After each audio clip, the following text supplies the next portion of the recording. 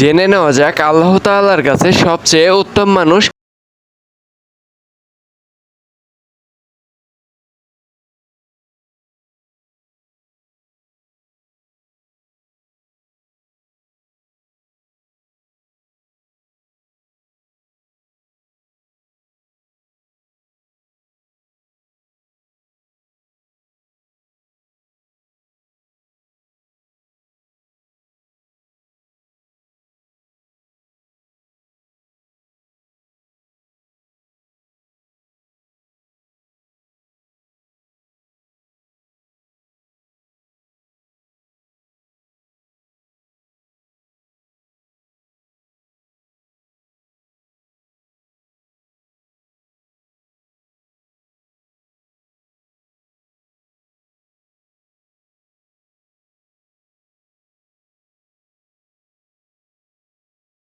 আল্লাহ তোমাদের উপর দয়া করবেন কি?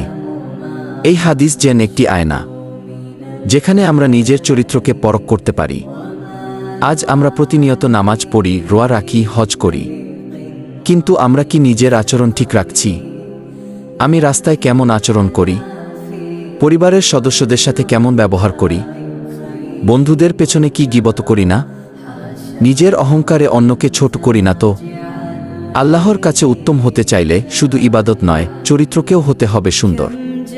তাই আসুন আজই প্রতিজ্ঞা করি, রাগ কমাব, দয়া করব, সবাইকে সম্মান করব, অন্যকে ছোট করার বদলে সহযোগিতা করব। নবী সাল্লাল্লাহু আলাইহি ওয়াসাল্লাম এর আদর্শে নিজেকে গর্ব। আলোর বাণীর পক্ষ থেকে আহ্বান, চলুন আমরা সবাই মিলে উত্তম চরিত্রের মুসলিম হই। এই হাদিস শুধু মুখস্থ রাখার জন্য নয়, জীবনে বাস্তবায়ন করার জন্য। আজ থেকে বদল শুরু হোক আমার নিজের ভিতর থেকে। চরিত্রের সৌন্দর্যই একজন মুসলমানকে মহৎ করে তোলে।